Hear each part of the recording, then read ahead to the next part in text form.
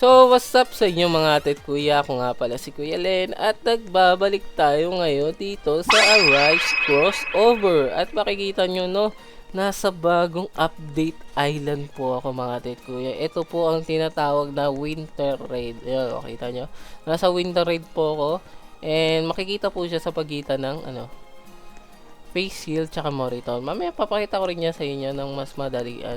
And ngayon, pag-uusapan po natin yung mga bagong changes sa update na to and kung ano yung mga pwede nyong makuha sa bagong update. So, sit back and relax. I-explain ko po lahat sa inyo. Kaya wag po kayong mag-alala.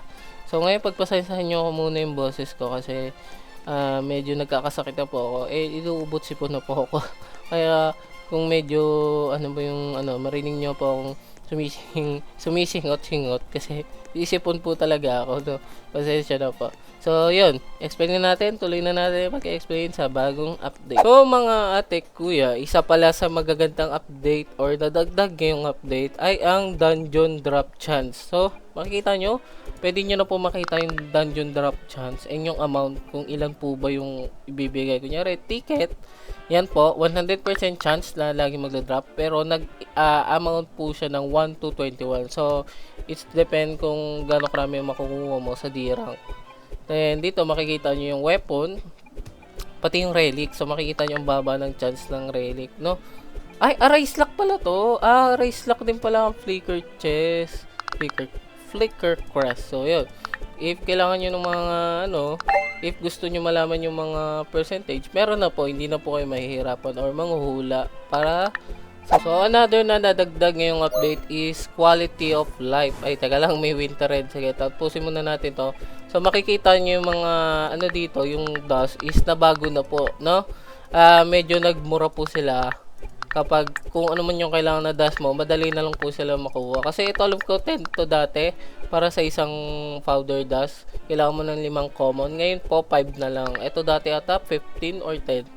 Alam ko nagmura talaga sila mga ate at kuya, hindi sila ganyan kadali. And isa pa doon, pwede nyo na pong mabilisan na ganito, convert. Mina-maximize kung gaano karaming meron kayo. So yan, di ba? Kunyari, times 50 lang ako or times 100 kasi may 3k ako. Yan. Mas madali na po mag-trade. Di ba? Nakakakuha kagad ako ng dust ng madalian. Hindi na po mahirap. Yan, pwede rin natin gawin ganyan. Yan. So, hindi na kayo mahirapan mga ate kuya mag-convert. Hindi na po pa isa-isa. So, yan. Magandang dagdag po yun ngayong update. Matatapos na natin. Sana makakuha tayo ng kahit anong drop. Hindi ko alam kasi kung nagda-drop dito yung sword eh. Feeling ko hindi. Hindi nga.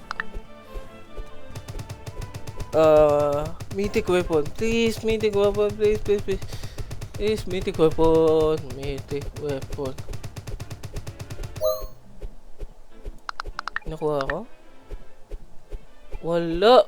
So mga tit kuya, itong pong bagong island which is yung Winter Raid ay natatagpuan between Moritown and Face Hill, no? So makikita nyo to, hindi po siya nagdi-despawn katulad ng hindi po siya ng Dedo Raid. Wala pong mobs hanggat hindi po na nag-i-spawn yung timer para sa raid. And dito po sa bagong map na to or sa raid na to, nagda-drop po yung bagong mythic weapon. Wala pa ako nun, pero yun. Then, merong mga bagong, dito, relics. Dalawa sila. Isa pa lang yung nakukuha ko, yung kay metal. Then, yung isa naman is nakukuha po doon sa larugan na boss. And dito nyo rin po makukuha yung mga bagong unit, which is yung mga elves.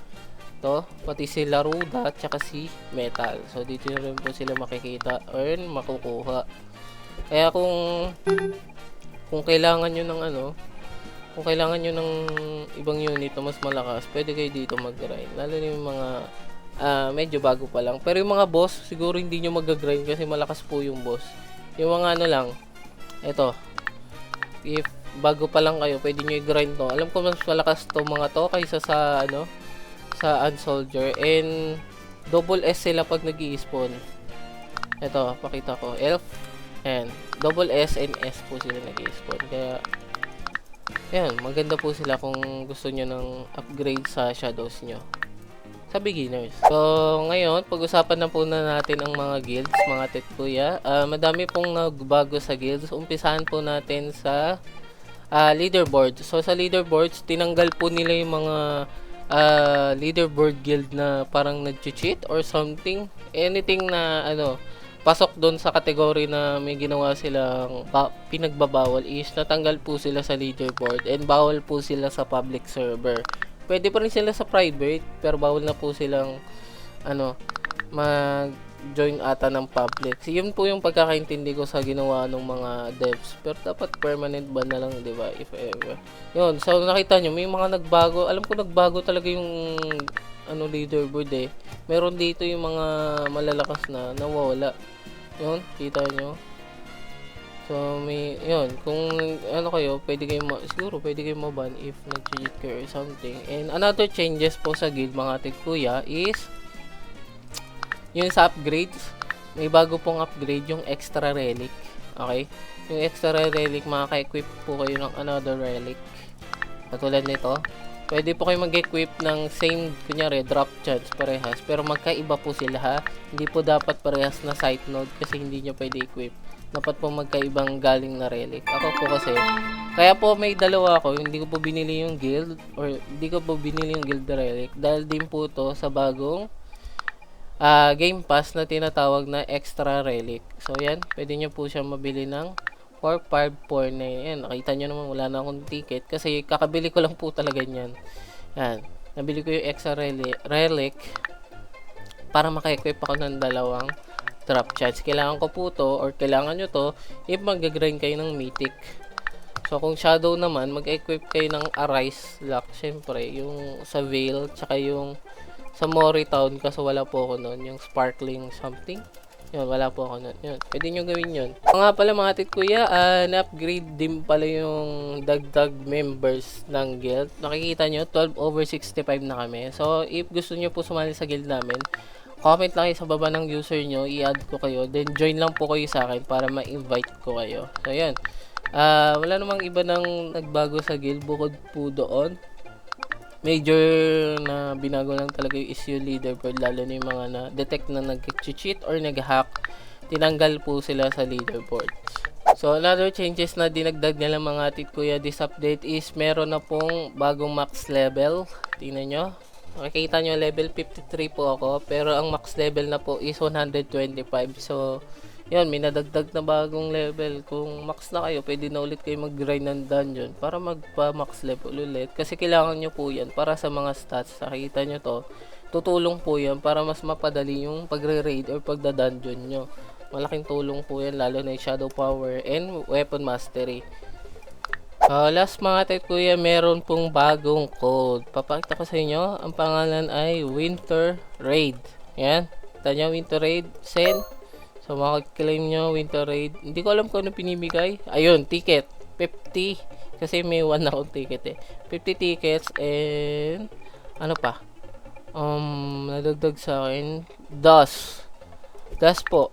So, another DOS ulit yung binigay. DOS and 50 tickets. Walang binigay na potion kasi ito yung regular amount ng potion ko. So, yun.